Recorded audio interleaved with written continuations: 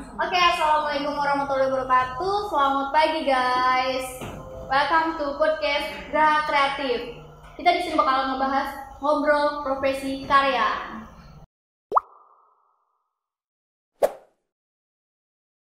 Nah, di sini kita udah kedatangan narasumber nih guys. Narasumber dari Depok, langsung didatengin dari Depok ya. Kita kenalan dulu nih sama narasumbernya. Oke Kak Bagja. Halo. Kita manggilnya kakak aja ya. Kakak atau teteh nih pengennya? Bebas. Oke, karena kita sama-sama orang Sunda, kita manggil teteh aja, teteh Bagja. Oke, sekarang kita udah kedatangan nih narasumber dari Depok langsung. Karena kita lagi ngomongin profesi karya dan Kak Bagja ini seorang pengajar sekaligus penulis. Ya Kak? Iya. Kak Bagja ini salah satu lulusan terbaik di Universitas Sultan Ageng Tirtayasa di 2014. Wah, keren ya. Alhamdulillah. Dan banyak organisasi yang Kakak ikuti ya? Betul. Seperti TBM Anak Desa. seperti TBM Anak Desa. Banten.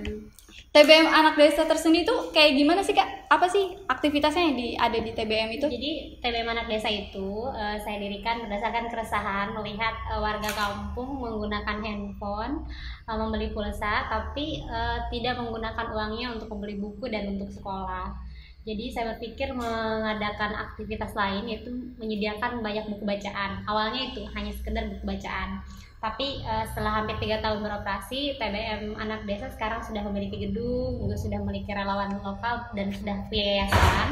Nah, kegiatannya itu ada bantuan listrik untuk pesantren yang berjalan setahun, kemudian sekarang sudah ditiadakan. Itu membantu 22 pesantren listriknya selama 1 tahun penuh. Kemudian ada juga beasiswa yang kerjasama dengan Langkah Kecil Banten yang tadi memberikan beasiswa kepada anak-anak yang punya hafalan Quran dan punya kebiasaan ibadah yang baik. Kemudian juga ada belajar bersama relawan. Nah, itu mendatangkan beragam komunitas untuk mengajarkan hal-hal baik kepada anak-anak. Komunitas yang sudah bergabung sudah banyak sekali. Kalau jumlah orangnya sudah ratusan yang datang ke sana ya. Kemudian aktivitas yang sekarang sedang digarap karena corona yaitu baca tulis Karika. Baca tulis. Iya, karena kan kalau di desa sekolah dari rumah itu seperti libur panjang. Jadi TBM Anak Desa mengambil peran mengajarkan calistung agar anak-anak tetap memiliki pendidikan walaupun dalam kondisi seperti ini begitu. Nah, untuk pelopor TBM sendiri itu siapa sih Kak? Termasuk Kakak atau teman? Awalnya yang mendirikan itu saya sendiri. Oh, Kakak sendiri. Iya, wah, keren dong ya. Alhamdulillah. Nah, sepanjang jalan ini akhirnya bertemu dengan orang-orang baik yang mau berjalan bersama.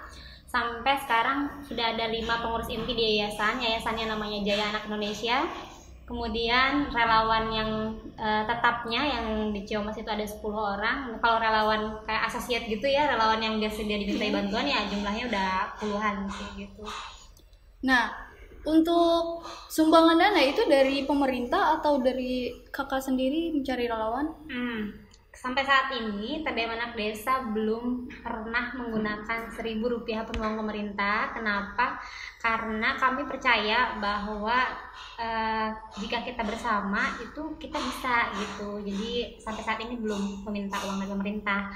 Uangnya dari mana? Dari teman-teman. Biasanya kalau ada event cerita-cerita nanti akan mereka akan menyumbang, atau kadang-kadang kalau misalnya tiap bulan mereka gajian ngisikan uang gitu. Atau lebih sering sih uang relawan biasanya. Jadi kayak iya betul. Jadi kayak kalau ada event apa, ada yang bawa makanannya, ada yang bawa alatnya, ada yang bawa bukunya gitu. Kayak gitu sih. Oh, boleh dong kapan-kapan ya Rika boleh main sama. Boleh banget. boleh banget. Dan untuk organisasi satunya. Dan untuk organisasi satunya? Langkah Kecil Banten. Awalnya saya tuh dapat kesempatan untuk meet up bersama salah seorang artis gitu. Nah, di meet up itulah ketemu dengan beberapa orang yang ternyata punya beragam komunitas. Nah, karena saya biasanya kalau ketemu orang itu akan berkolaborasi, jadi kami memutuskan untuk mendirikan Langkah Kecil Banten di Banten. Langkah Kecil itu kan ada pusatnya ya, ada yang di Banten.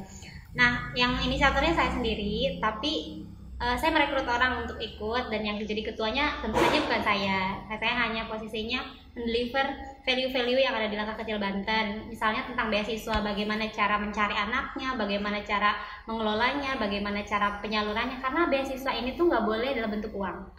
Jadi benar-benar kayak misalnya ada anak yang dapat beasiswanya full 2 juta misalnya, setelah dia melakukan ibadah dan sudah lolos tahapan tes Al-Qur'annya, maka kita akan membayarkan langsung ke sekolahnya kalau dia butuh bayar sekolah. Kita akan menemani dia belanja kalau dia butuh baju, buku, dan lain-lain. Jadi tidak dalam bentuk uang. Kenapa? Karena biasanya kalau bantuan anak sekolah itu digunakan orang tuanya kalau di desa. Iya bener ya. Jadi kita memutuskan untuk itu. Terus ada juga Healthier Project, itu proyeknya tahun ini ada di suatu daerah di Kecamatan Padarincang. Kita menyediakan paralon untuk menyediakan air bersih, juga pengobatan gratis, juga membantu birokrasi pengobatan seorang anak agar dia bisa diobati. Dan ada Islamic Explorer gitu. Jadi Islamic Little Explorer itu kegiatannya bagaimana menanamkan karakter-karakter Islami dalam permainan, bisa jalan-jalan atau dengan permainan-permainan sederhana seperti itu. Sejauh ini sih juga sudah berjalan hampir 2 tahun lebih, dan relawannya juga sudah ada tersendiri gitu. Selain organisasi itu kakak juga mengikuti Indonesia Mengajar ya? Betul. Wah, jiwa sosial kakak tinggi banget ya. Kebetulan Allah kasih kesempatan. Dan di Indonesia Mengajar tuh kakak mengajar SD, SMP atau lainnya? Jadi kalau Indonesia Mengajar itu kan gerakan yang mengajak semua orang untuk terlibat ke pendidikan. Karena kalau kita tahu orang banyak mencerca pendidikan tapi nggak ambil peran ya kan. Maka Indonesia Mengajar hadir ke daerah untuk mencari aktor-aktor yang bisa diajak kolaborasi. Jadi dia bukan datang sebagai pahlawan gitu ya, datang ke sana menyelesaikan masalah, bukan. Tapi kayak mencari sebenarnya siapa sih tokoh-tokoh yang potensial dan bisa bersama-sama melakukan sesuatu untuk pendidikan. Jadi fokusnya bukan cuma ngajar ya, ngajar itu datang ke sana sebagai pengajar, tapi sebenarnya bukan ngajar, lebih ke masyarakat, lebih ke tokoh-tokoh penting kayak misalnya ketua adat, tokoh-tokoh agama gitu. Oh seperti itu. Dan untuk aktivitas kakak sekarang nih sebagai guru di Avicenna, ngajar SD, SMP? Saat ini ngajar SD. Oh ngajar SD. Suka banget ya kayaknya kakak sama anak-anak kecil. Jadi setelah 6 tahun berkarya di pendidikan sebagai guru, ternyata mengajar SD itu menurut saya pribadi lebih menyenangkan dibanding mengajar jenjang yang lain. Selain guru kakak juga wakasek kurikulum. Itu tahun 2 tahun lalu ya. Dan sempat dapat penghargaan guru terbaik ya tahun lalu. Wah, keren. Dan untuk katanya kakak juga sedang merilis buku nih, novel atau yang sedang dikerjakan sekarang, sedang mengumpulkan niat untuk merevisi sih. Sebenarnya novel itu sudah ditulis di tahun 2016 dan harus direvisi karena sudah banyak nilai-nilai yang tidak sesuai kan. Itu sedang mengumpulkan niat, pengennya sih terbit tahun ini, insya Allah, doakan ya. Oh iya, tapi katanya kakak udah ada buku yang pernah terbit ya? Nah, jadi ada satu buku saya, judulnya Jalan Sukses dari Allah.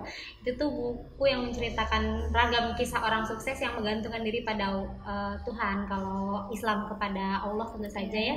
Jadi buku itu menjadi lain dari buku-buku motivasi pada umumnya karena titik tekannya adalah bagaimana kita melibatkan Allah untuk meraih kesuksesan sesuai jalannya masing-masing. Dan sempat jadi bestseller di beberapa Gramedia ya di Jakarta. Iya, di Gramedia Depok dan di salah satu Gramedia di Jakarta itu bestseller gitu ya, lokal, tapi lokal hanya di Gramedia itu saja. Wah, keren banget ya kakak ya. Iya, alhamdulillah ada banyak yang mau baca dan beli gitu ya. Dan untuk sekarang nih, ke depannya kakak ada tujuan ingin apa gitu? Saat ini baru saja mendaftar di S2 UNJ, insya Allah pengennya sih setahun setengah ke depan bisa lulus ya, amin daimnya gitu. Pengen jadi pengajar BIPA di luar negeri, pengen banget mengunjungi luar negeri gitu, tapi dengan rangka kerja saja. Terus kedepannya pengennya sih itu Taman Baca itu kan memang mimpi besarnya adalah menjadi sebuah pesantren gitu. Kenapa pesantren? Karena banyak banget anak-anak di desa yang tidak bisa mengenyam pendidikan formal dan pendidikan pesantren karena kekurangan biaya. Nah, pengennya sih itu bisa jadi kayak pesantren yang menyediakan ada pendidikan yang bagus untuk orang-orang yang berbayar, itu yang dari kalangan menengah atas, dan ada pendidikan yang gratisnya untuk anak-anak yang memang membutuhkan. Tapi itu mimpi jauh banget ya. Tahap awalnya ini tentu saja karena gedungnya sudah berdiri, relawannya sudah ada, kita mau mulai dengan rumah tahfiz dulu. Rumah tahfiz, tapi kita juga karena keterbatasan hafalan Quran sedang mencari relawan pengajarnya dulu. Jadi mimpi terdekatnya adalah memfungsikan gedung taman baca sebagai rumah tahfiz tentu saja. Semoga cepat terlaksana ya kak. Amin, semoga, makasih. Ya kalau dilihat kakak ini jiwa sosialnya sangat tinggi ya. Apa sih yang buat kakak termotivasi pengen ikut dengan organisasi sosial seperti itu? Karena kan saya pernah baca bahwa kita diciptakan ke dunia itu untuk beribadah, dan walaupun kita melakukan seluruh ibadah yang ada di dunia ini, itu tuh tidak cukup bahkan hanya untuk membalas satu nikmat mata yang diberikan oleh Allah Subhanahu wa taala. Maka cara terbaik untuk mencari bekal yang cukup untuk pulang adalah dengan membantu orang lain, karena doa orang lain itu bisa jadi lebih mustajab daripada doa kita gitu. Jadinya melakukan itu sebenarnya bukan karena saya ingin membantu mereka karena mereka membutuhkan, justru saya membutuhkan mereka untuk mencari kebahagiaan, mencari bekal ke akhirat gitu. Saya jadi termotivasi nih kak jadinya. Jadi pengen ikut organisasi kayak gitu juga. Semoga ada kesempatan ya. Amin. Oh ya kak, bentar lagi kan Hari Anak Nasional nih ya kak ya. Bisa dong kita sharing-sharing tentang anak kayak gitu, tentang ilmu parenting kayak gitu. Nah, di sini nih aku ada beberapa pertanyaan yang pengen ditanya ini sama kakak sendiri. Kakak kan udah mengajar anak-anak yang maksudnya usia-usia masih remaja, dari remaja ke bawah kan. Nah, untuk orang tua tersendiri ya kayak apa sih poin-poin yang paling penting nih yang harus kita pegang nih sebelum jadi orang tua? Ilmu parentingnya nih, poin-poin pentingnya apa aja sih kak sebenarnya kayak gitu? Oke, jadi sebelum kita membahas tentang poin-poin penting tentang parenting, harus tahu dulu tuh parenting itu apa. Jadi parenting itu kan pola asuh yang harus diketahui oleh orang tua, karena anak itu amanah, dan ketika di akhir nanti kan akan dimintai pertanggungjawaban. Kalau pola asuh yang digunakan tidak baik, ya bagaimana kita akan bertanggung jawab kepada Allah, ya kan? Nah, parenting sendiri sebenarnya itu akan dilakukan kepada anak-anak sehingga dia bisa tumbuh sesuai fitrahnya. Sesuai fitrahnya itu maksudnya adalah dia menyadari bahwa dia ada di dunia ini untuk apa, dia tujuan akhirnya akan kemana, dan kemudian bagaimana dia mengelola hal-hal yang ada di sekitarnya gitu. Nah, kalau misalnya kita sebagai muslim itu yang terpenting berarti tentang bagaimana kita mengenalkan tauhid ya. Oh, jadi poin pertamanya itu tentang mengenalkan tauhid. Betul. Mengenalkan bahwa kita ini adalah hamba Allah yang diciptakan untuk beribadah dan untuk menjadi khalifah. Khalifah itu dalam artinya adalah pemimpin, terutama untuk diri sendiri. Misalnya kita harus sadar bahwa ada atau tidak ada orang lain, bahwa kita bertanggung jawab penuh atas diri sendiri ya kayak gitu. Kan misalnya orang kadang-kadang ada yang mikir bahwa kalau ada orang lain harus lebih khusyuk nih. Biasanya kalau remaja-remaja gitu kalau ada pacarnya kan sholatnya pencitraan ya kayak jatuhnya ya. Iya gitu. Tapi sebenarnya enggak, karena kan ada atau enggak ada orang lain itu ya kita harus tetap menjadi versi terbaiknya. Iya, tanggung jawab atas diri sendiri. Betul. Ya kayak. Iya, dan kita juga harus menyadari bahwa kita ini adalah umatnya Nabi Muhammad SAW gitu. Jadi sunnah-sunnah yang dilakukan oleh Rasul dan istri-istrinya dan keluarganya sebenarnya untuk kebaikan kita sendiri. Misalnya seperti tidak boleh berduaan di ruangan yang sepi. Nah, itu sebenarnya kan untuk menjaga diri sendiri ya, untuk menghormati perempuan dan laki-laki gitu. Iya, soalnya kan katanya kalau perempuan sama pria di dalam satu ruangan, yang ketiganya setan katanya gitu. Ya kan Kak? Ya minimal timbul kenyamanan, terus nanti muncul rasa-rasa yang aneh-aneh ya kan. Itu bahaya. Itu yang pertama ya. Jadi mengenalkan tauhid kepada anak. Yang kedua, menyadarkan perannya bahwa dia dilahirkan oleh sepasang. Maksudnya dia ada ke dunia dengan sebab adanya sepasang manusia yang mengikrarkan diri di pernikahan. Makanya tanggung jawab dia adalah berbakti, menuruti, bahkan kan kalau dalam Islam berucap aja kepada orang tua itu udah dosa. Iya, dosa. Jadi kalian nggak boleh ngomong ke orang tua. Itu udah termasuk dosa. Iya, gitu. Jadi itu yang kedua. Yang ketiga, menyadarkan bahwa perannya kehadir dunia ini adalah untuk bersosialisasi dengan yang lain, kan hablum minan nas gitu, hubungan dengan orang lain. Nah, di sini tuh jadi lebih general karena ini nanti munculnya ke Islam kan rahmatan lil alamin gitu, menjadi rahmat di semesta alam ini. Nah, dia akan mengkhususkan diri menyebar manfaat sebanyak-banyaknya gitu. Jadi konteksnya lebih luas ya. Itu yang ketiga. Yang keempat, bahwa dia itu harus tahu bahwa ada hal-hal yang memang di luar kuasanya. Contohnya apa? Gimana tuh Kak? Contohnya Kak? Contoh ini. Sikapnya misalnya sikap orang lain, lingkungan yang ada di sekitarnya, dan hal-hal lain. Kan kebanyakan anak-anak yang saya lihat itu dia bermasalah akhirnya karena ikut teman, karena lingkungan terpengaruh soal lingkungan. Padahal sebenarnya kita bisa berada di tempat itu tanpa terpengaruh gitu. Jadi tetap menghormati orang lain dengan perbedaannya, tapi juga tidak ikut kepada kebiasaan lebih ke nggak ikut-ikutan kayak gitu. Kalian harus punya pendirian masing-masing gitu, karena ya kita kan individu yang bebas ya, bisa menentukan mana yang ada yang bisa kita kontrol dan mana yang enggak gitu. Jadi, mana yang baik, mana yang buruk gitu. Betul, dan itu fitrah karena semenjak kita dilahirkan kita sudah bisa membedakan itu sebenarnya. PR-nya adalah mau nggak kita tetap tuh di jalan yang emang hati kita inginkan. Iya, jadi kalian mau tetap di jalan yang lurus atau belok-belok nih gitu. Ya, begitu. Iya. Ya. Nah, sebelum kita masuk ke karakter si anak nih kan nih, ada beberapa orang tua muda atau calon orang tua, mereka kayak masih bingung apa sih sebenarnya perbedaan karakter dan kepribadian. Kayaknya nggak beda jauh gitu, sama aja gitu. Dan menurut kakak sendiri apa sih perbedaan karakter dan kepribadian? Bedanya tuh tipis banget sebenarnya, karena kan kalau dari pengertian dasarnya itu karakter adalah kumpulan sikap atau kebiasaan yang dibentuk dari keturunan dan juga dari lingkungan, ya kan, dari pelajaran di sekolah, dari pelajaran di tempat mengaji atau tempat-tempat lain.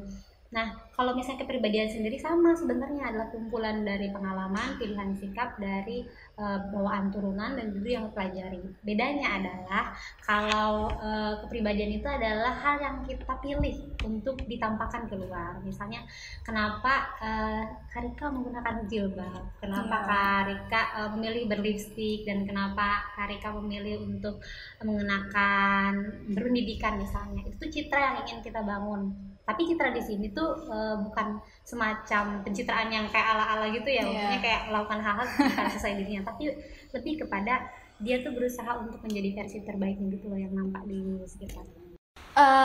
Nah, selanjutnya nih kan nih, apa sih faktor yang paling dominan untuk ngebentuk karakter dan kepribadian si anak tersendiri tuh? Faktor yang paling dominan adalah modeling. Karena anak itu lebih cenderung mengikuti apa yang dia lihat. Ya, betul. Apa yang orang tua lakukan dia mengikuti. Bukan cuma orang tua ya, tapi orang-orang sekitar, misalnya guru, teman, dan yang lain. Itu modeling. Pastikan bahwa kita menjadi model yang cukup baik karena pasti semua orang punya kekurangannya, tapi cukup baik untuk menjadi model. Terus teknologi sekarang mempengaruhi juga.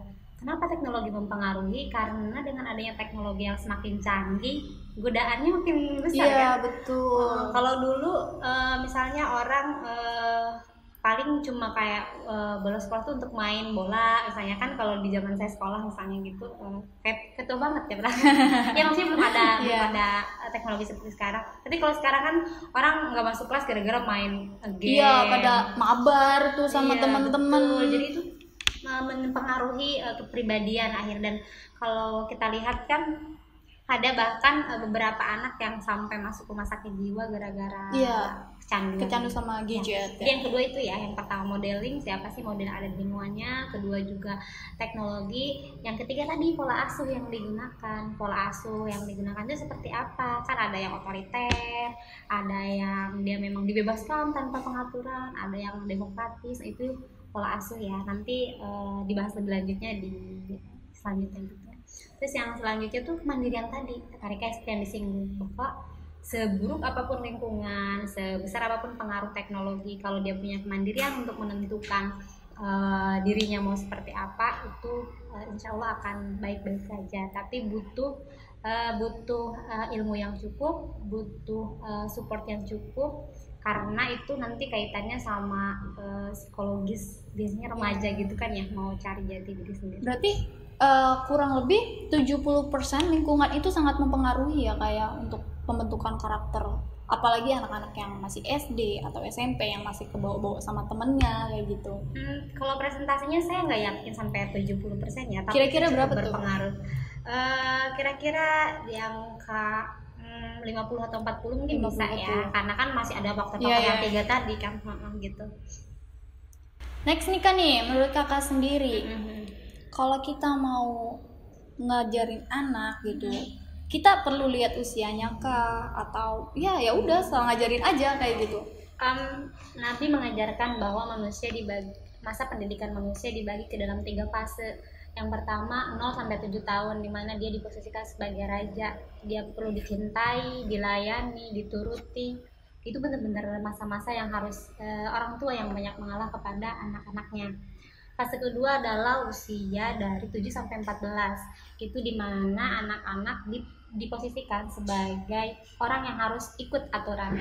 Jadi orang tua harus menerapkan aturan-aturan yang jelas, konsekuensi yang jelas, dan sebisa mungkin harus anak diposisikan ikut kepada rule yang kita buat. Kemudian di fase ketiga di usia 15 ya sampai 21 itu adalah masanya diskusi. Jadi kalau mau melakukan sesuatu tuh harus tanya dua belah pihak. Misalnya orang tua punya ide untuk menyekolahkan anaknya ke mana, itu harus ditanya tuh pendapat anaknya mau atau tidak gitu. Nah 3 fase ini yang harus dilakukan gitu. Dari usia berapa tadi kak? 0 sampai 7 dan 7 sampai 14 dan akhirnya 15 sampai ke 21. 15 sampai ke 21. Berarti saya udah tidak termasuk anak-anak ya? Tidak. Anda sudah tidak. Saya pikir saya masih termasuk anak-anak. Anak-anak sebenarnya sampai usia 14 di bawah itu juga remaja sebenarnya. Nah, ini kan nih dari usia 0 sampai 7 tahun. Di usia itu kan bandel-bandelnya anak nih. Kadang kesabaran orang tua diuji banget kayak gitu. Dan ada beberapa juga orang tua yang nggak sabar ngadepin anak kayak gitu. Dan apa sih kakak punya cara tersendiri nggak buat ngadepin anak-anak yang masih di 7 tahun ke bawah kayak gitu? Ini menarik ya, karena Karika tadi bilangnya bahwa usia itu anak yang bandel-bandelnya itu labeling sebenarnya, apa namanya? Dan di dunia parenting labeling seperti itu tuh dihindari. Karena apa? Karena ketika kita mengucapkan misalnya ini anaknya ini bandel banget, nah itu yang akan dia ingat.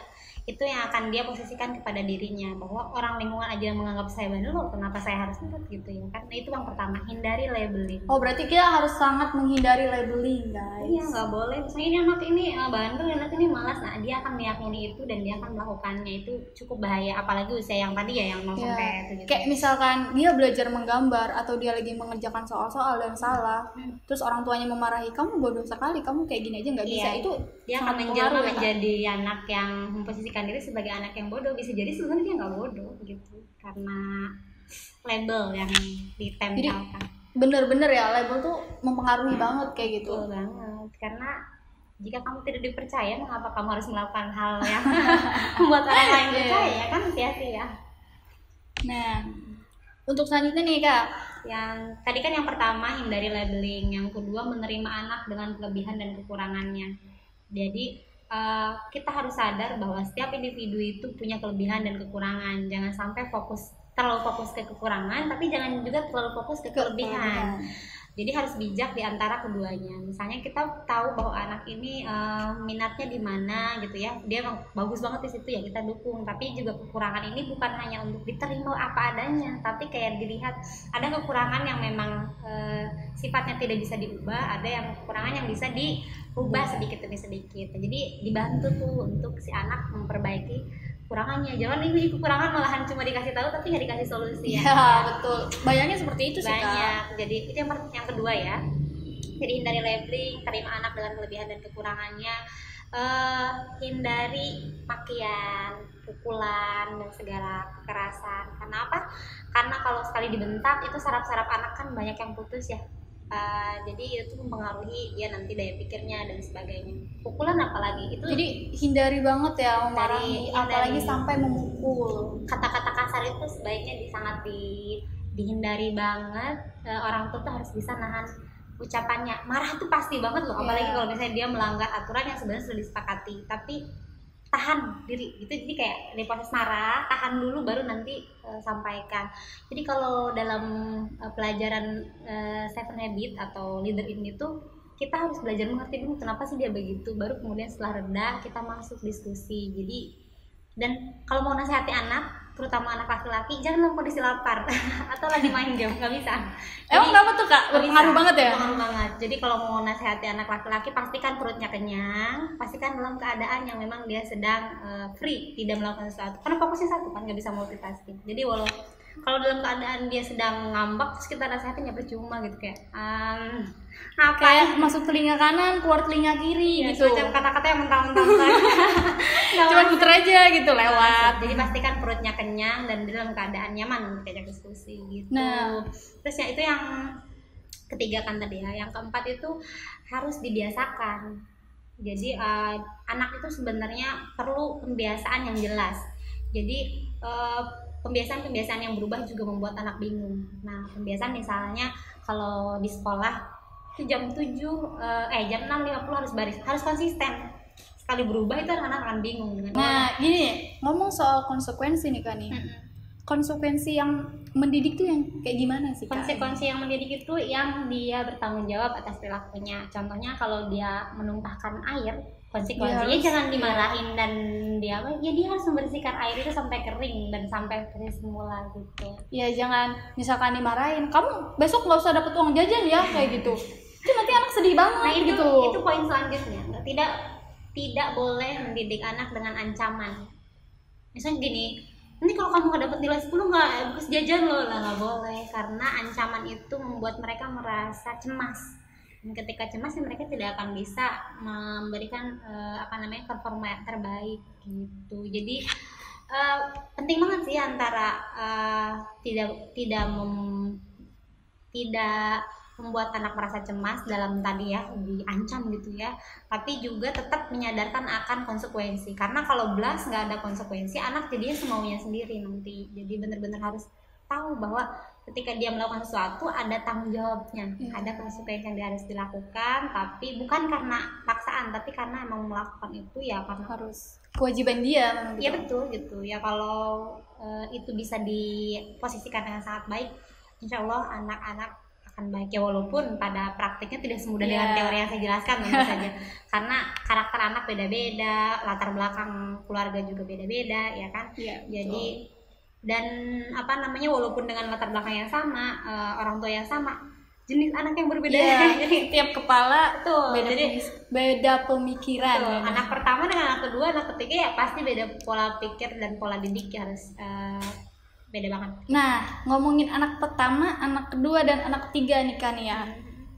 Saya pribadi nih anak kedua kadang tuh iri sama anak pertama kayak gitu. Biasa itu. Anak ketiga juga begitu kan. Nah, gimana sih cara orang tua nyikapin anak-anak yang kadang suka iri-irian kayak gitu? Harus dipahami bahwa anak pertama adalah anak yang menjadi kelinci percobaan orang tuanya. Kelinci percobaan. Ya gimana tidak ya kan, sepasang manusia yang baru mengikat diri di pernikahan, kemudian dianugerahkan buah hati yang bisa jadi mereka bahkan belum belajar tentang ilmu parenting, bagaimana cara mendidik yang baik. Trial and error kan, gimana kalau diginiin ini? Itu anak pertama, itu yang pertama. Kedua, dia hadir di saat keuangan ekonomi keluarganya biasanya belum mapan tentu saja, karena kan baru belajar ya kan. Terus yang ketiga, ketika adiknya hadir, dia harus menjelma menjadi sosok yang bertanggung jawab. Jangan gini dong kak, nanti adik kamu ngikutin. Nanti adik kamu ngikutin atau kayak gitu. Kamu harusnya ngalah dong, kan udah gede ya kan. Itu sebenarnya kayak kan kamu kakak, kamu harus ngalah sama adik kamu. Padahal gitu. Mereka lupa bahwa anak pertama ini juga sedang mengalami suatu cobaan. Cobaan apa yang pertama? Kasih sayangnya dibagi. Yang biasanya sendirian kan sekarang dibagi jadi. Malah nanti mikirnya, mama udah nggak sayang aku, kan udah punya adik. Nah, penting peran ayah di situ. Ketika adik kedua lahir, bayi hadir, itu ibu kan akan full di kedua. Anak pertama akan merasa tersisihkan, ya kan? Ayah harus menjelma menjadi teman atau curahan kasih sayang yang untuk anak yang pertama. Gimana kasusnya kalau udah dewasa gitu? Udah dewasa terus iri-irian. pasti akan iri. Iya sih, iya bener Kak. Aku juga udah dewasa tapi aku kadang iri sama kakakku tuh. Anak yang pertama, karena dia biasanya lebih dominan di rumah. Ya, dan dia selalu dibanggain kayak gitu guys. Betul, karena dia biasanya tekanan yang diberikan lebih besar, juga pasti pencapaiannya juga lebih. Ya, bukan betul, berarti betul. anak pertama lebih sukses dari yang lain, enggak ya. Terus anak yang bungsu pasti akan bilang, apa sih aku diatur-atur sama kakak-kakak. Iya, aku tuh kayaknya jadi tukang suruh doang kayak gitu loh, anak Disuruh bungsu tuh sana, disuruh. disuruh sini. Kenapa sih harus aku terus yang disuruh-suruh kayak gitu? Nah, kalau pernah nonton salah satu film yang dulu, boleh sebut merek filmnya nih? Boleh sebut aja Kak, siapa tahu nanti aku ada pengen nonton kayak gitu. Kalau dilihat dari NKCHT itu kan filmnya, nah memang begitulah. Jadi setiap orang tuh iri dengan posisi yang lain, kayak sawang sinawang kalau bahasa Jawanya. Jadi kayak kehidupan orang lain dilihatnya tuh lebih nyaman, padahal Iya. kalau di posisi itu juga belum tentu. Kayak rumput tetangga tuh selalu kelihatan lebih hijau gitu ya Kak ya. Karena nggak memiliki. Pada ngomong-ngomong memiliki nih. Baiklah.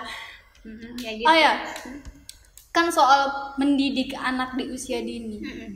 Kakak setuju nggak kalau didikan anak di usia dini itu sangat berpengaruh bagi karakter dia di usianya Setuju, selanjutnya? karena kan kalau di dunia pendidikan kita mengenal ada golden age ya, di mana usia keemasan yang itu tuh akan mempengaruhi 80% kualitas hidupnya di masa depan gitu ya. Jadi penting banget untuk menanamkan nilai-nilai baik kepada anak-anak usia dini. Itulah kenapa kurikulum PAUD, kurikulum KB, kurikulum TK hanya didesain untuk mengajarkan 3 kata. Apa tuh? 3 katanya tuh. Tolong, maaf, dan terima kasih. Jadi Nah, itu sangat penting loh. betul. Jadi belajar yang tahunan itu tuh dari mulai PAUD sampai dengan TKB itu ya, itu hanya belajar 3 hal itu. Kenapa? Karena itulah 3 kata yang akan mempengaruhi hidupnya di masa depan. Betul.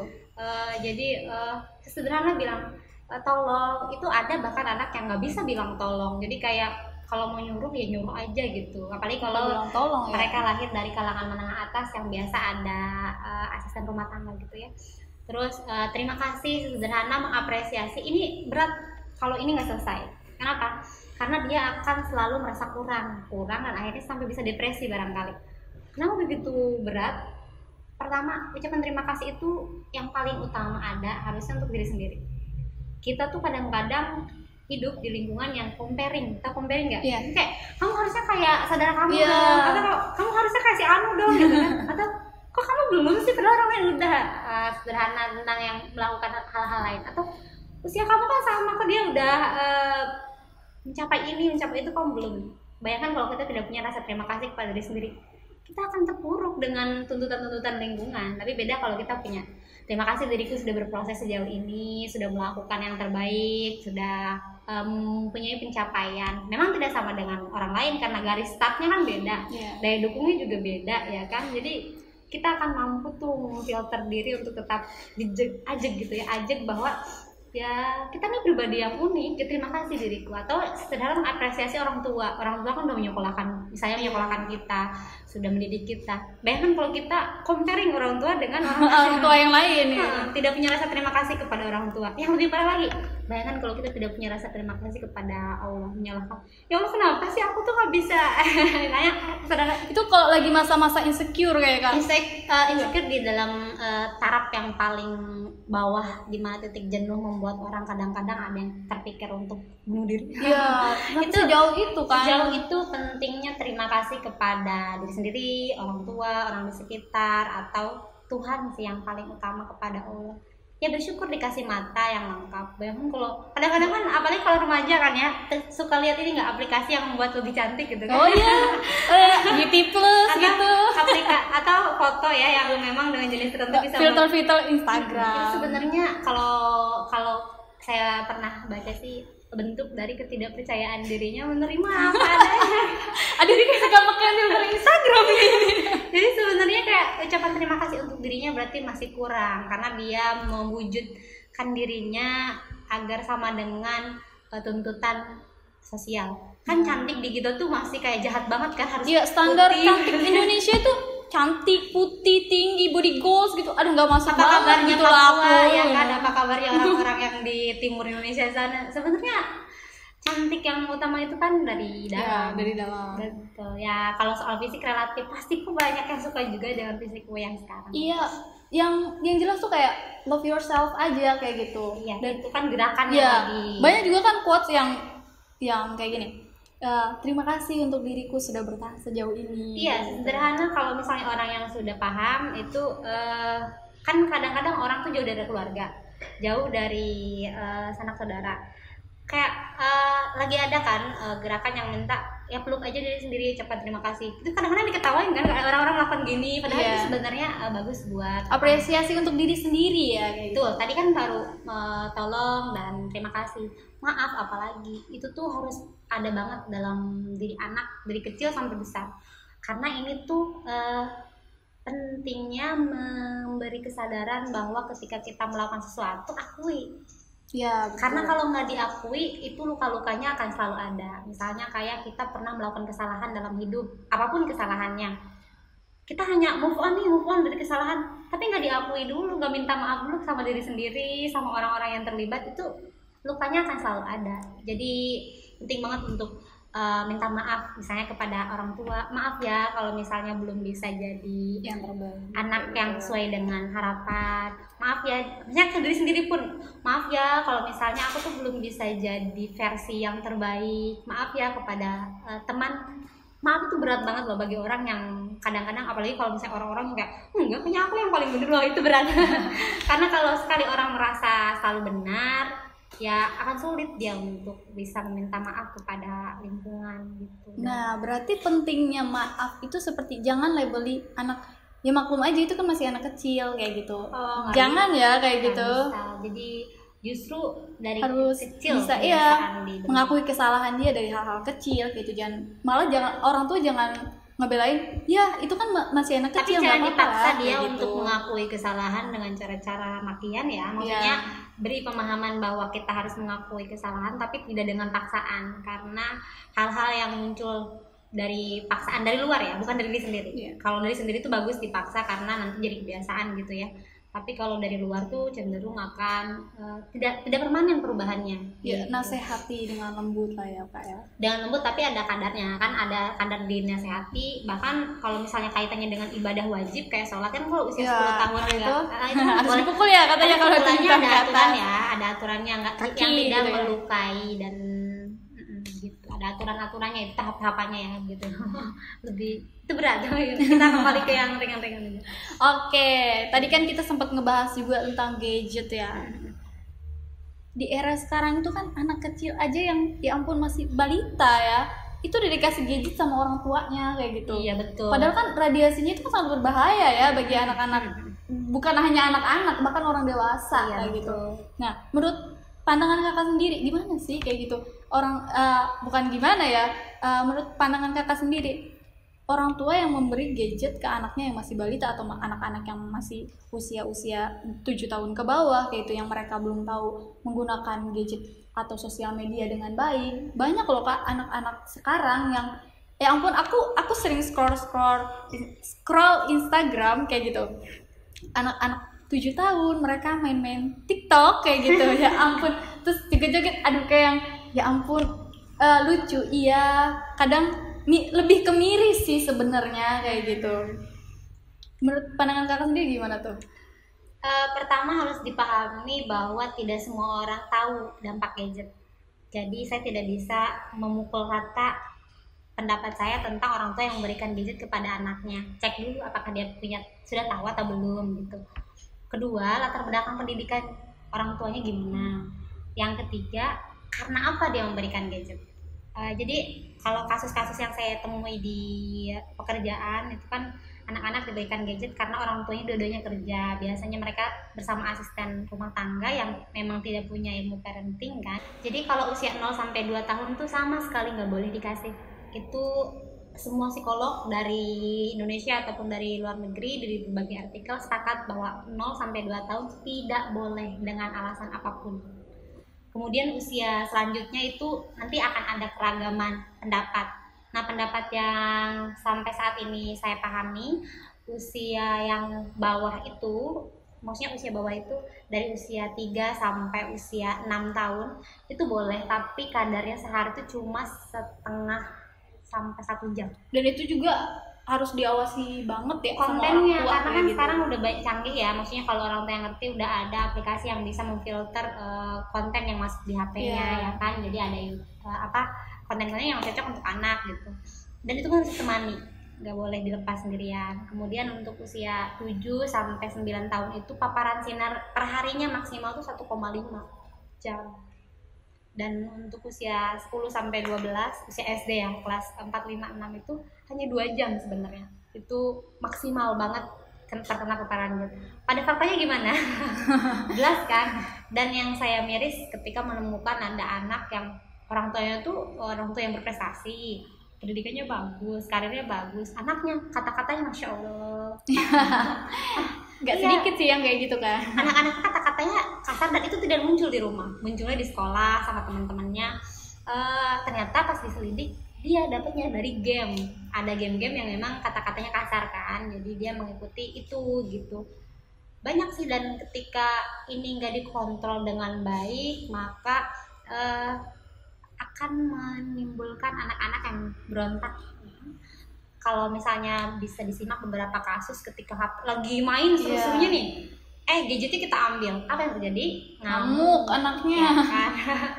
Terus yang kedua, mereka nggak akan bisa mengikuti instruksi kita karena fokusnya kan, apalagi kalau misalnya dia laki-laki, karena yang tadi nggak bisa multitasking. Jadi kalau udah fokus satu misalnya game nih, ya dia nggak akan belas aja gitu ke PR-nya terus bantuin orang tua yang enggak. Dan cukup miris melihat beberapa remaja sampai begadang tuh. Kalau ada kan yang kuota yang malam aja kan nonton drakor kayak gitu. Iya, bisa jadi untuk yang remaja putrinya itu yang nonton drakor tuh kayak sampai malam mainin gadget buat gitu, kayak ngapain gitu sebenarnya ya. Tapi ya bagi mereka itu menyenangkan dunia mereka gitu ya. Cukup berat sih tantangan di masa sekarang ini. Oke, lanjut yang tadi ya Kak, dari gadget kita ke pentingnya pendidikan seks sejak dini. Usia dini maksudnya tuh, dari ya maksudnya gimana sih cara kita ngedukasi anak-anak kita untuk ngeprotek diri dia sendiri kayak gitu. Untuk apa sih, ketika orang lain mau menyentuh dia, bagian-bagian mana yang boleh disentuh dan bagian mana yang tidak boleh disentuh. Dan jangan, misalkan kita lagi di tempat umum, jangan berganti pakaian di tempat umum karena kita kan nggak tahu di tempat umum ada siapa aja kayak gitu. Menurut Kakak ini gimana? Menurut saya pribadi, karena pengalaman mengajar anak-anak yang dari anak-anak beranjak ke remaja ini, itu tuh perlu banget mengajarkan kepada mereka bahwa ada bagian-bagian yang tidak boleh dilihat orang lain. Tentu saja misalnya seperti anak-anak kelas 5 yang laki-laki itu kan ada yang udah puber, ada yang belum. Nah yang belum ini yang repot biasanya tuh, walaupun ada guru misalnya, dia dengan enak aja buka celana, buka baju gitu, ganti baju, kayak itu harus diberikan pemahaman dari rumah bahwa walaupun memang itu tempat yang menurut dia nyaman gitu, nyaman dalam arti untuk melakukan proses penggantian baju dan yang lain, tapi itu tidak baik. Jadi harus misalnya kalau di sekolah ganti baju ya di toilet yang atau di tempat ganti gitu ya, tidak boleh di kelas yang kondisinya ada guru gitu, ada teman-teman. Kan kadang anak-anak SD itu kalau lagi pelajaran olahraga ya penjelasan tuh pada gantinya di kelas bukan di toilet. Sementara kan ada orang-orang yang lewat dan yang mengkhawatirkan ketika ada temannya yang sudah puber dan tahu bahwa ada hal-hal yang menarik bagi dia itu. Pernah juga tuh ada sebuah kasus gitu tertangkap. Jadi ada seorang anak, kalau di sekolah yang ber-CCTV kan ya, walaupun kelas dalam keadaan tertutup, itu kan CCTV jalan terus kan. Nah anak yang udah remaja ini nontonin CCTV-nya jadi ngeliat orang-orang ganti baju kan repot kan. Ya jadi harus diberitahu yang pertama kan, karena kalau yang tindakannya preventif tuh ada dari orang yang melakukan ganti baju itu, berarti kan tidak boleh di tempat yang kemungkinan terlihat. Yang kedua soal tentang sentuhan dan yang lainnya, itu biasanya kalau anak-anak kecil kan kalau kelas 1, kelas 2, kelas 3 ya main-main aja, rangkulan ya nggak mungkin ada rasa. Nah untuk yang 10 tahun ke atas nih nah ini yang repot. Jadi mereka kan dari anak-anak kemudian ke remaja, jadi menggunakan pola-pola itu lah, misalnya kayak si ceweknya misalnya karena masih anak-anak ya biasa aja gitu rangkul, tapi si ceweknya baper ya repot. Terus jadi kayak ada ketika sudah mulai puber kan ada bagian-bagian tubuh yang berubah. Iya, betul. Kayak misalnya kayak laki-laki sudah mulai ada jakun, suaranya mulai berat. Nah, perempuan ada perubahan di bagian-bagian tertentu tentu saja. Nah, bagian-bagian yang berubah ini yang harus dikasih tahu misalnya sama orang tuanya. Nah, nanti ketika kamu misalnya perempuan kan biasanya menstruasi ya. Iya. Ketika menstruasi akan ada perubahan di tubuhmu. Itu kan di psikologi perkembangan dijelaskan ya apa aja yang akan berubah. Kita harus kasih tahu supaya mereka siap bahwa yang berubah itu harus diperlakukan dengan cara yang baik. Dalam arti tidak boleh disentuh sembarangan orang, tidak boleh diperlihatkan kepada sembarangan orang, yang benar-benar yang boleh melihat itu hanyalah dirinya sendiri, dan misalnya orang-orang yang akan membantu kita untuk merawat diri sendiri, dalam arti kalau sedang sakit misalnya kan pasti kita butuh bantuan orang lain seperti dokter yang misalnya pasang stetoskop ya kan, seperti dokter yang misalnya menyuntik. Nah, itu juga perlu dijelaskan tuh ke anak bahwa kalau yang seperti itu tuh tidak apa-apa. Tapi beda ceritanya kalau orang asing tidak dalam kepentingan untuk membantu kita dalam sebuah kondisi yang urgent terus tiba-tiba sentuh-sentuh, ya itu harus ada tindakan yang harus dilakukan. Misalnya kita harus menjelaskan bahwa kita tidak suka diperlakukan seperti itu. Nah, itu mulainya dari kecil banget Kak Rika harusnya. Jadi kayak anak dari usia berapa tuh Kak?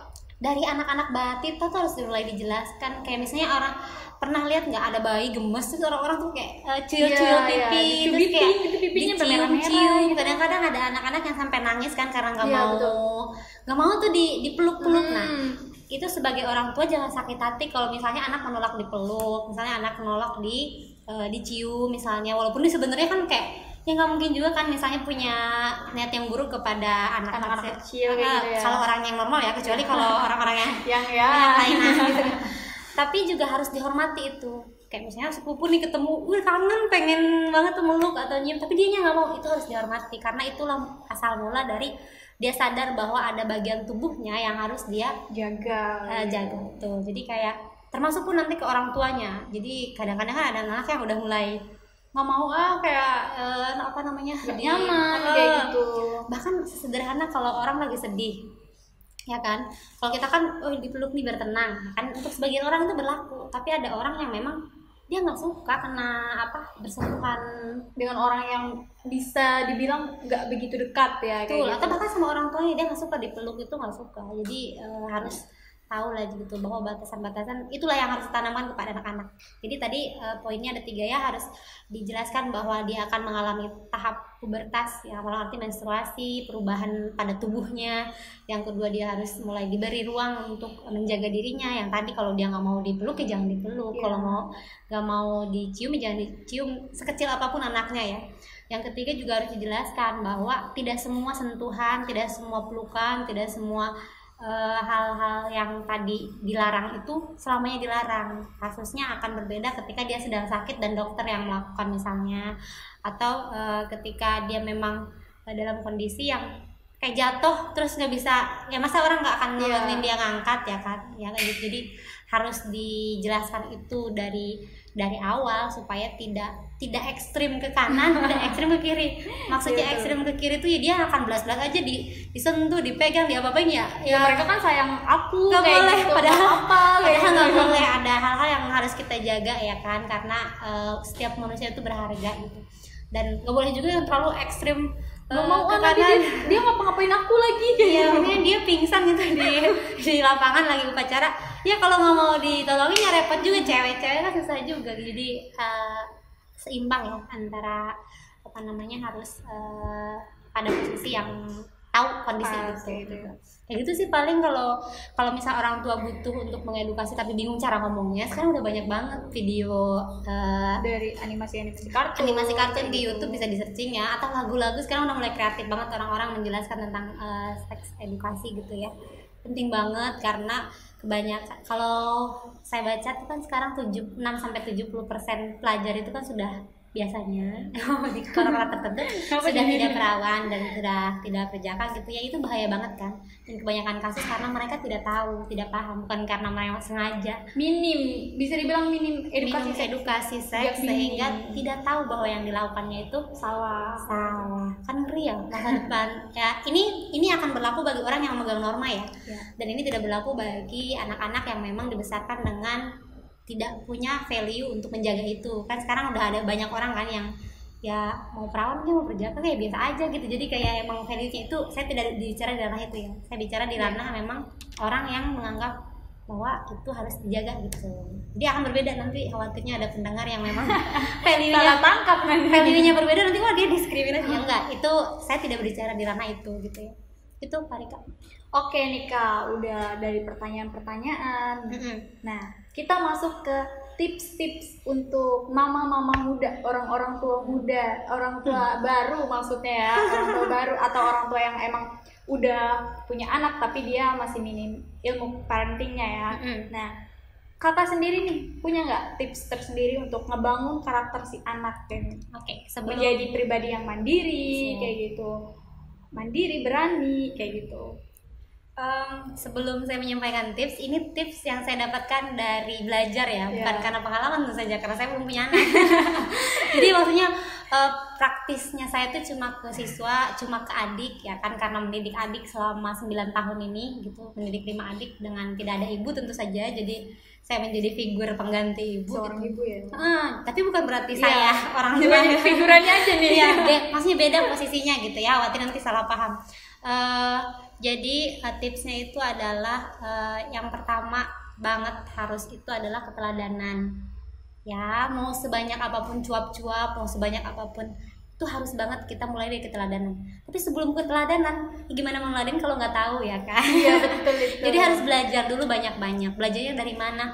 Sekarang tuh udah banyak banget sekolah parenting untuk orang tua, untuk buku-buku parenting. Iya, bahkan buku-bukunya juga banyak ya. Banyak banget. Beberapa teman saya juga baca, ya mereka belum menikah tapi mereka udah mempelajari parenting. Kalau misalnya menurut para praktisi pendidikan atau praktisi keluarga itu, jauh sebelum kita memikirkan untuk menikah, kita itu harus mengumpulkan ilmu tentang pernikahan, kehamilan, mau terlepas laki-laki atau perempuan ya, karena dia akan terlibat di situ gitu. Dan untuk bekal ya kayak. Ya, dan yang paling penting adalah parenting, karena biasanya orang-orang kalau bukan biasanya, sebagian besar yang saya lihat tuh biasanya persiapannya lebih ke pernikahan, kayak nyiapin uang finansial untuk resepsi, untuk akad ya kan, terus kayak kerjanya harus udah bagus atau enggak gitu-gitu, tapi mereka lupa bahwa ada substansi yang harus lebih diutamakan, yaitu adalah ilmu, karena menjadi suami yang baik. Betul, karena karena ada kewajiban dan ada hak yang harus kita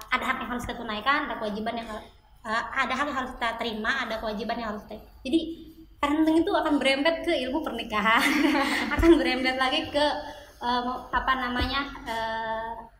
jauh ke tauhid kita gitu. Jadi intinya panjang banget. Tapi kalau lebih spesifik ke yang udah berumah tangga nih, misalnya kan udah terlanjur nikah kan, udah terlanjur punya anak kan, itu berarti harus belajar ilmunya dulu. Setelah udah belajar ilmunya, tahapan yang harus dilakukannya teladan. Yang pertama teladan, terus yang kedua tadi kejelasan konsekuensi, jangan sampai berubah-berubah gitu, dan jangan sampai kalah sama anak. Kan kadang-kadang sekarang banyak orang tua yang udahlah anaknya tuh udah nggak mau gitu ya, kalah siapa orang tuanya sebenarnya ya kan. Jadi dan sebagai kadang-kadang ketika kita sebagai anak yang jauh lebih belajar, misalnya pendidikan formal kita lebih tinggi, ngaji kita lebih sering, baca buku kita lebih banyak, itu kadang-kadang kita merasa lebih dari orang tua. Ini yang harus dihindari, harus banget dihindari. Kenapa? Karena kita harus selalu ada satu langkah di belakang orang tua. Jadi orang tua adalah sosok yang harus selalu kita hormati. Jadi walaupun kita misalnya S3, orang tua kita SD, kita harus tetap menghormati dia gitu. Jangan terlalu menggurui mungkin ya Kak ya. Iya, ada cara-cara baik yang buat mereka ketika kita mau berbicara keluh kesah misalnya. Betul. Seperti itu. Betul. Jadi kalau saya pribadi lebih ke aku akan menunjukkan bahwa aku bisa gitu. Nah baru setelah bisa itu baru kan kita percaya gitu. Jadi nggak banyak ngomong tapi lebih banyak ke action gitu. Nah ya. setelah kita aksi itu baru gitu ya. Jadi jangan sampai nanti ketika ini kan orang tua saya salah jadi mama kan gini nggak boleh dihantam loh orang tua, durhaka durhaka dong. Iya, jadi tadi pertama ketauladanan, kedua kejelasan konsekuensi, dan ingat anak harus tetap ada satu langkah di belakang orang tua. Kayak gitu ya. Jadi itu penting banget tuh poinnya. Jangan menuntut orang tua berubah, kita yang berubah. Yang ketiga adalah memberi ruang kepada anak untuk tumbuh sesuai dengan fitrahnya. Ini yang paling bahaya.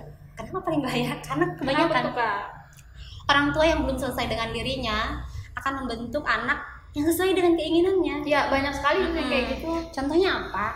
Misalnya dia tuh pengen banget jadi polisi, nah kecapean kan? Ya kan dia drill anaknya untuk menjadi polisi, dipilihkanlah misalnya sekolah kepolisian, padahal anaknya nggak di situ, itu nggak boleh. Ya, jadi terkadang itu bukan keinginan dia. Iya, tapi walaupun misalnya kita ada di posisi anak yang tiba-tiba diarahkan orang tua itu, kita harus bisa gitu mendapatkan hak kita bebas memilih, tapi tanpa melukai hati orang tua. Caranya harus belajar. Cara meyakinkannya mungkin lebih iya betul, dan lebih ke tunjukkan bahwa kamu mau bertanggung jawab dengan segala pilihan. Karena kalau sudah itu dapat, insya Allah tuh nggak akan ada lagi tuh kayak kontrol yang terlalu. Ya, orang tua bakal percaya banget sama kamu kayak gitu. Betul, kayak pengalaman aku aja ya, aku dari SMA termasuk nggak boleh main ke sini, nggak boleh main ke sana, karena aku masih anak-anak sekolah kayak gitu. Dan ketika aku udah lulus sekolah, aku tuh emang kayak yang dibebasin aja, yang penting kamu bisa jaga diri, kamu tahu jam-jam pulang kayak gitu. Dan aku bisa jaga kepercayaan orang tua kayak gitu. Itu yang sangat penting. Banyaknya kan orang tua sekarang nggak percaya sama anaknya kayak gitu. Betul, karena sebenarnya bentuk dari kasih sayang ya, larangan-larangan. Itu 3. Terus yang keempat adalah dekatkan diri dengan Allah. Karena penting banget. Sebanyak apapun ilmu yang kita punya, secanggih apapun usaha yang kita lakukan, kalau Allah tidak berkehendak, tidak akan jadi. Maksudnya ini ada kisah menarik tentang benar-benar mencari ridha Allah ini. Pernah dengar gak ya kayak gini? Ada orang depresi di keluarganya. Ini seorang bapak-bapak nih. Jadi dia tuh punya masalah banget sama keluarganya. Akhirnya di titik dia memutuskan ingin bunuh diri. Tahu apa yang dipilih? Dia adalah tiduran di rel kereta api. Malam itu dia sudah bulat tuh memutuskan untuk bunuh diri dan tidurlah di rel kereta api ya kan. Tapi lama kok nggak datang keretanya gitu kan. Terus ada nyamuk, dia gatel, ambil dulu obat nyamuknya ke rumah gitu ya. Jadi mau bunuh diri pakai obat nyamuk dulu. Benar. Terus tapi abis itu dia ambil obat nyamuk ke rumah, pergi lagi, rebahan lagi sampai pagi. Nggak ada kereta. Nggak ada kereta yang lewat. Ya itulah, karena apa namanya, kalau logikanya sepanjang malam di rel kereta ya nggak mungkin lah nggak ada kereta yang lewat gitu ya. Tapi karena Allah yang berkehendak ya dia selamat gitu. Jadi intinya adalah manusia itu harus sadar bahwa dia di dunia ini fungsinya hanya berusaha. Akhirnya ya serahkan. Kenapa harus begitu?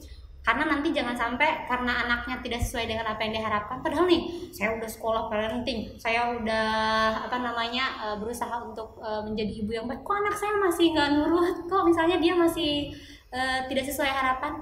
Itu di luar kuasa kita ya kan. Jadi tidak akan depresi sampai nanti jadi menyalahkan diri sendiri gitu. Berusaha dan berdoa kayak gitu ya. Betul. Banyak banget harus banyak berdoa. Iya, karena hati sama pikiran itu kan yang ngatur Allah ya. Ya betul. Begitu. Jadi 4 itu tadi ya. Ketauladanan, terus nanti kejelasan tentang konsekuensi, memberi ruang kepada anak itu untuk tumbuh sesuai fitrahnya, sama dekatkan diri dengan Gitu Karika. Oke. Makasih loh Kak Bagja, ini udah mau sharing-sharing tentang ilmu parenting. Dan semoga yang mendengarnya juga dapat mencerna dengan baik ya. Tapi lagi-lagi ilmu yang saya share ini hanya dari hasil bacaan, hasil sekolah, hasil seminar. Jadi bukan praktik langsung ya. belum. Next praktik langsung.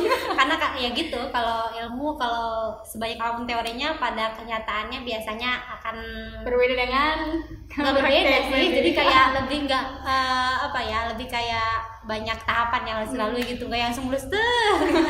Nggak kayak semulus jalan tol gitu. Betul, jalan tol aja macet ya kan, ada yang bolong-bolong gitu lah pendidikannya. Oke, makasih banyak ya Kak Bagja ya. Sama udah Karika. datang di Geraha Kreatif nih. Terima kasih kesempatannya. Mohon maaf kalau ada salah-salah penyampaian. Ya aku juga ya, mohon maaf kalau ada salah-salah penyampaian nih sama kakak nih. Oke, makasih. Sama-sama. Oke guys, bisa kita simpulin ya dari sharing-sharing tadi. Cara mendidik anak itu ya emang nggak semudah itu. Walaupun kita udah punya ilmu parenting, kita harus tetap belajar dari action-actionnya, nggak cuma teori aja kayak gitu. Nah, nggak ada orang tua yang sempurna, yang ada orang tua yang mau selalu belajar. Oke, tunggu di ngoprok selanjutnya. See you, bye.